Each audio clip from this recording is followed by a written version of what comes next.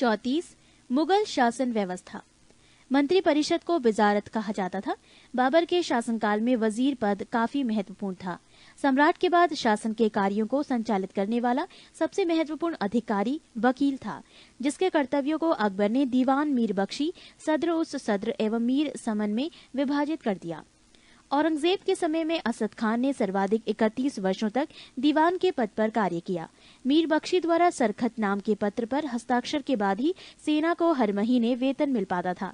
जब कभी सद्र न्याय विभाग के प्रमुख का कार्य करता था, तब उसे काजी कहा जाता था।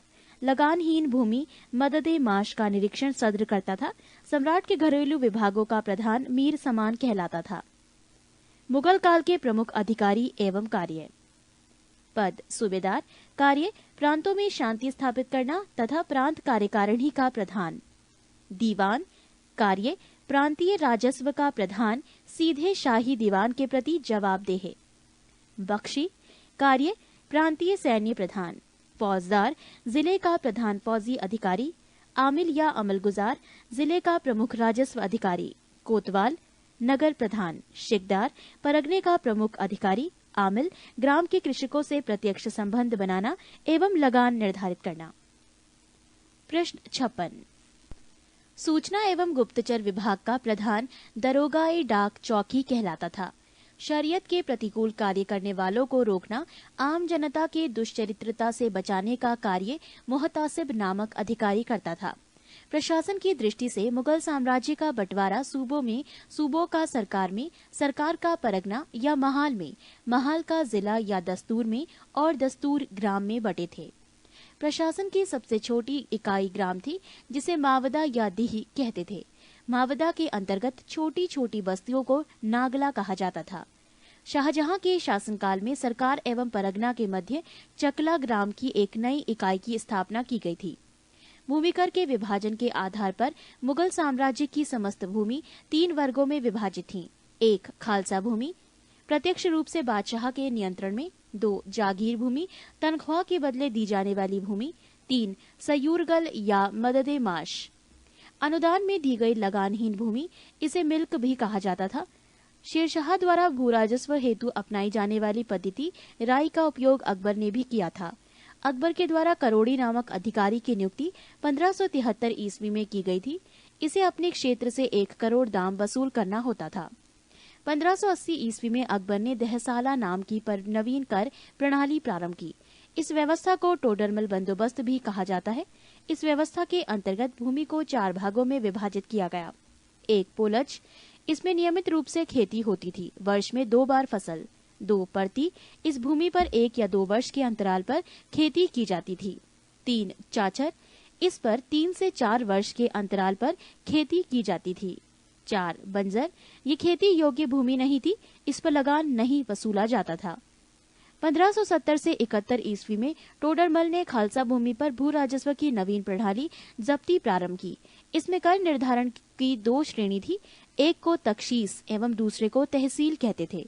औरंगजेब ने अपने शासनकाल में नस्क प्रणाली को अपनाया और भू राजस्व की राशि को उपज का आधा कर दिया।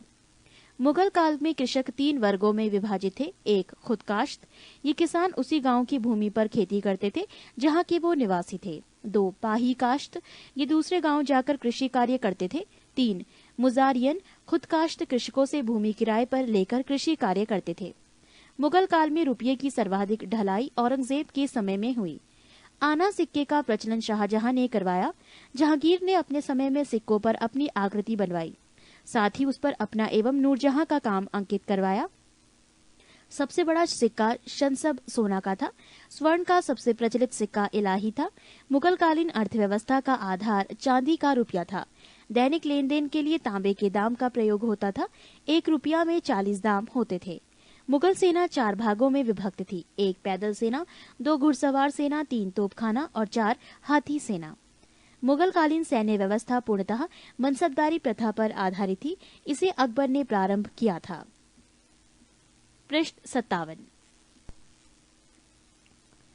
10 से 500 तक मनसब प्राप्त करने वाले मनसबदार, 500 से 2500 तक मनसब प्राप्त करने वाले उमरा एवं 2500 से ऊपर तक मनसब प्राप्त करने वाले अमीर आजम कहलाते थे।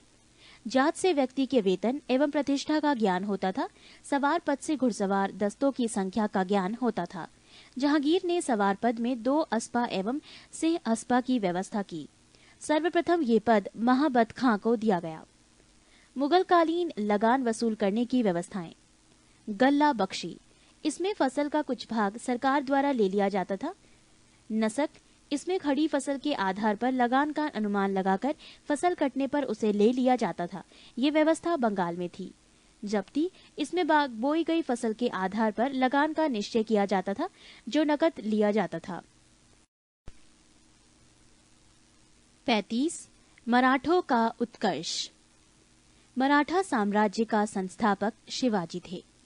शिवाजी का जन्म 6 अप्रैल 1627 ईस्वी में शिवनेर दुर्ग यानी जुन्नार के समीप में हुआ था।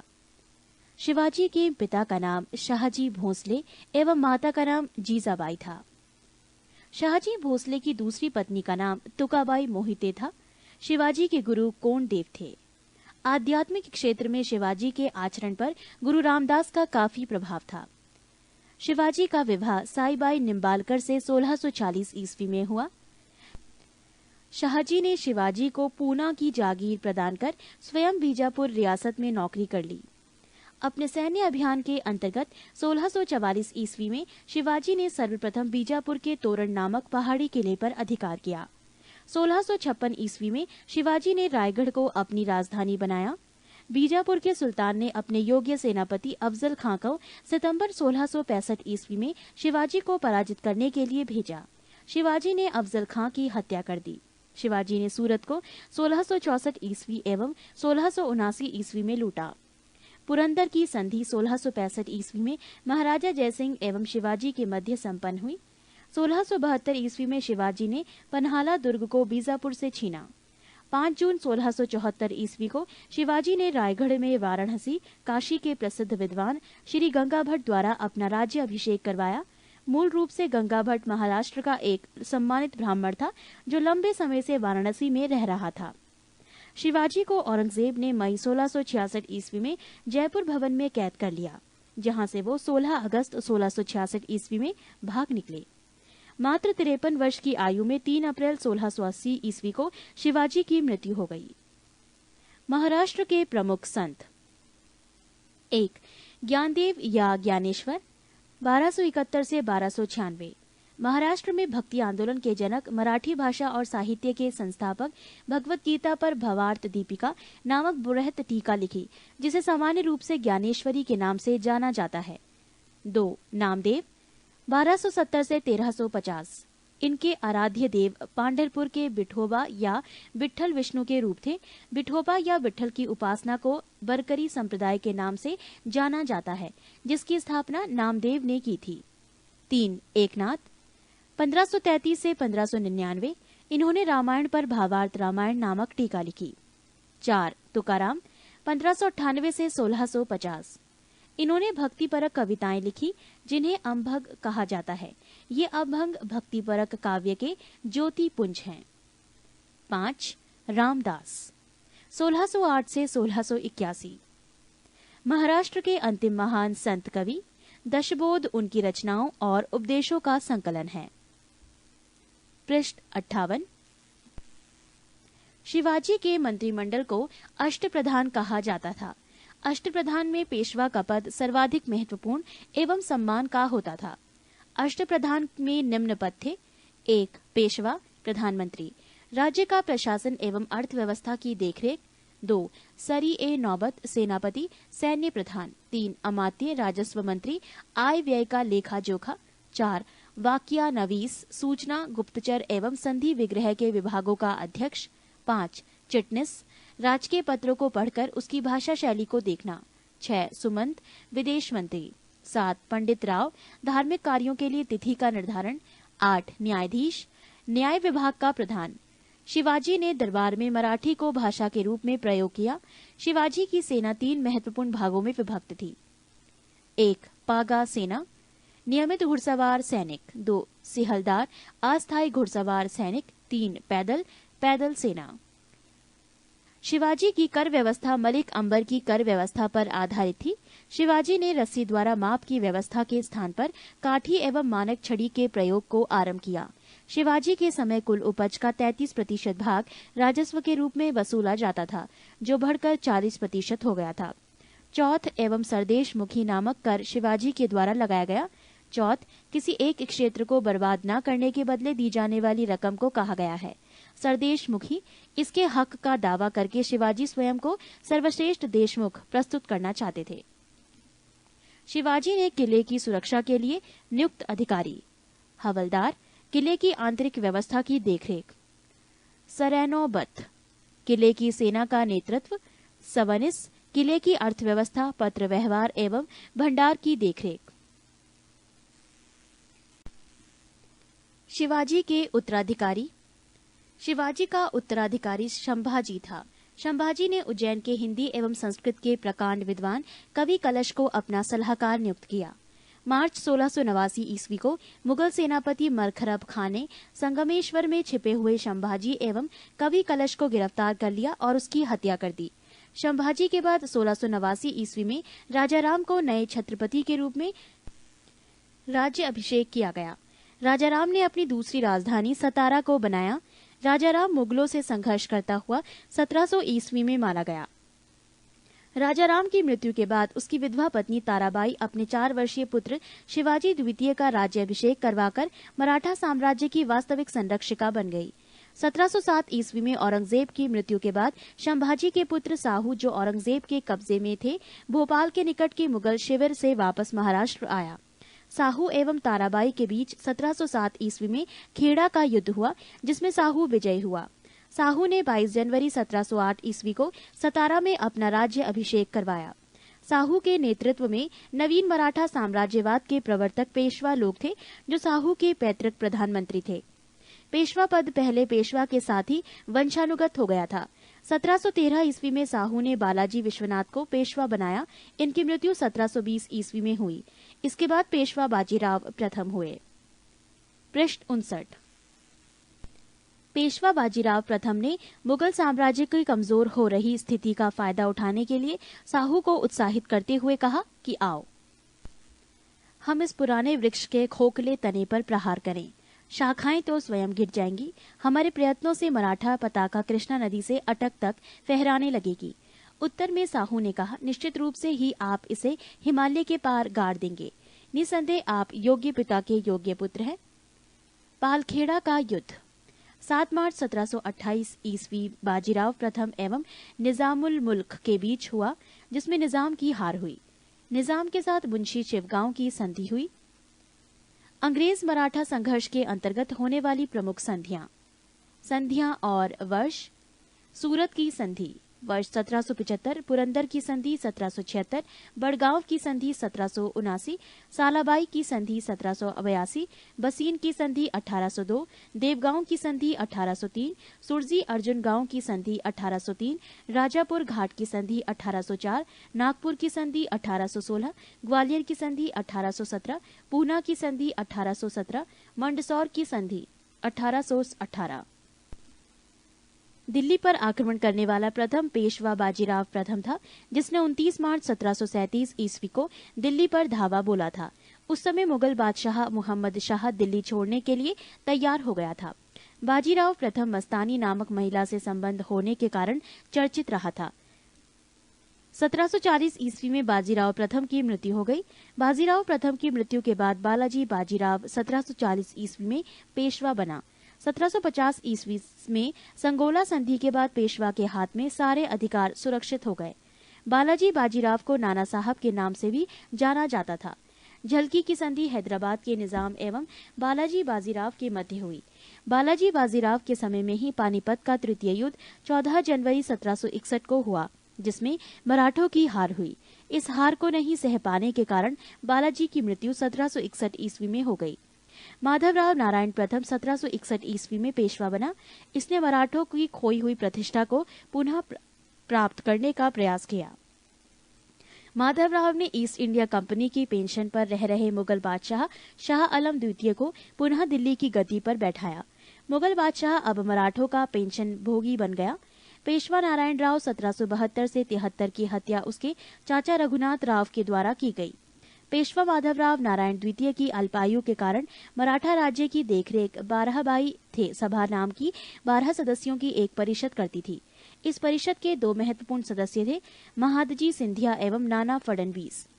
अंतिम पेशवा राघोबा का पुत्र बाजीराव द्वितीय था, जो अंग्रेजों की सहायता से पेशवा बना था। मराठों के पतन में सर्वाधिक योगदान इसी का था। ये सहायक संधि स्वीकार करने वाला प्रथम मराठा सरदार था। प्रथम आंग्ल मराठा युद्ध 1775 से 82 ईस्वी तक चला। इसके बाद 1776 ईस्वी में पुरंदर की संधि हुई। इसके तहत कंपनी ने रघुनाथ राव के समर्थन को वापस ले लिया। द्वितीय आंग्ल मराठा युद्ध 1803 से 1805 ईस्वी में हुआ। इसमें भोसले नागपुर ने अंग्रेजों को चुनौती दी। इसके फलस्वरूप 7 सितंबर 1803 ईस्वी को देवगांव की संधि हुई। तृतीय आंग्ल मराठा युद्ध 1816 से 1818 ईस्वी में हुआ।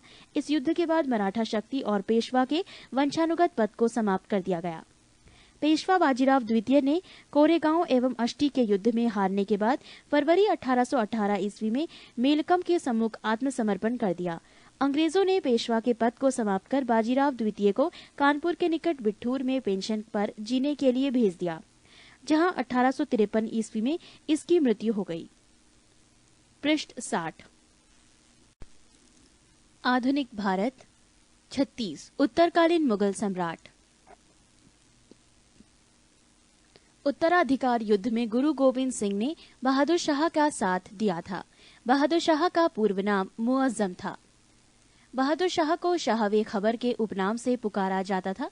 जहांदार शाह अपने शासन में लाल कुमारी नाम की वैश्या को हस्तक्षेप करने का आदेश दे रखा था।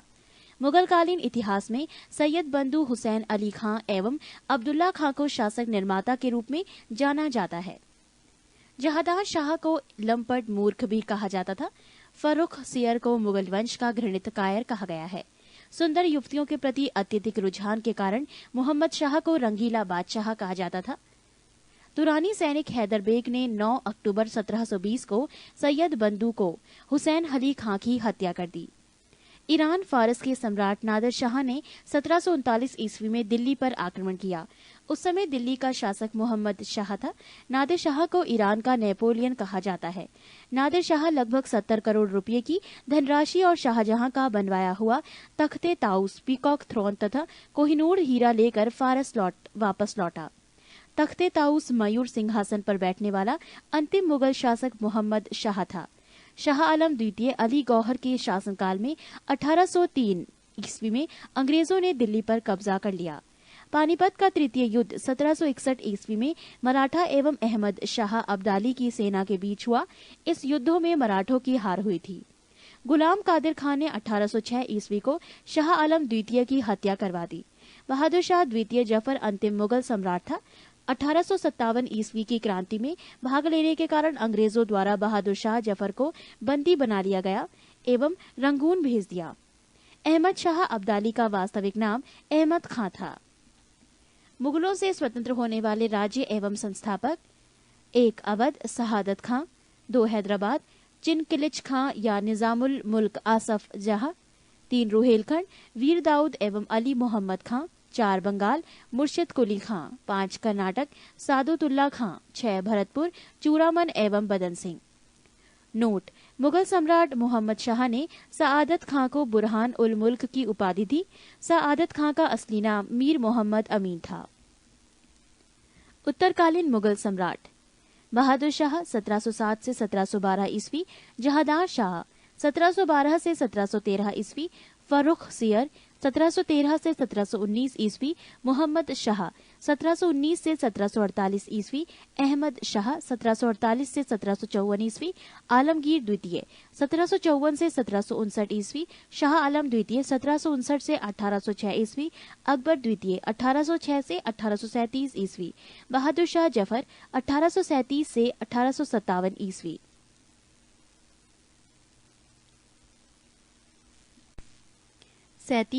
भारत में यूरोपीय व्यापारिक कंपनियों का आगमन। 17 मई 1498 ईस्वी में वास्को डिगामा ने भारत के पश्चिमी तट पर स्थित कालीकट बंदरगाह पहुंचकर भारत एवं यूरोप के बीच नए समुद्री मार्ग की खोज की। 1505 ईस्वी में फ्रांसिस्को दी अल्मेडा भारत में प्रथम पुर्तगाली वाइसराय बनकर आया। 1509 ईस्वी में अल्फांसो दी अल्बुकर्क भारत में पुर्तगालियों का वाइसराय बना। अल्बुकर्क ने 1510 ईस्वी में बीजापुर के यूसुफ आदिल शाह से गोवा को जीता। पुर्तगालियों ने अपनी पहली व्यापारिक कोठी कोचिन में खोली। पृष्ठ 61।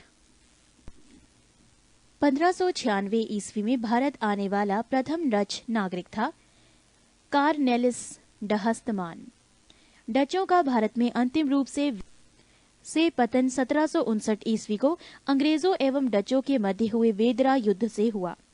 31 दिसंबर 1600 ईस्वी को इंग्लैंड की रानी एलिजाबेथ प्रथम ने ईस्ट इंडिया कंपनी को अधिकार पत्र प्रदान किया। प्रारंभ में ईस्ट इंडिया कंपनी में 217 साझीदार थे और पहला गवर्नर टॉमस स्मिथ था। मुगल दरबार में जाने वाला प्रथम अंग्रेज कैप्टन हॉकिंस था, जो जेम्स प्रथम के राजदूत के रूप में 1609 ईस्वी में जहांगीर के दरबार में गया था।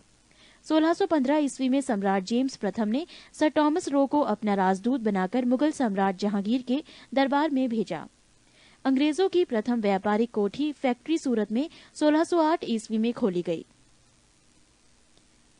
1611 ईस्वी में दक्षिण पूर्व समुद्र तट पर सर्वप्रथम अंग्रेजों ने मुसलीपट्टम में व्यापारिक कोठी की स्थापना की। कंपनी और स्थापना वर्ष।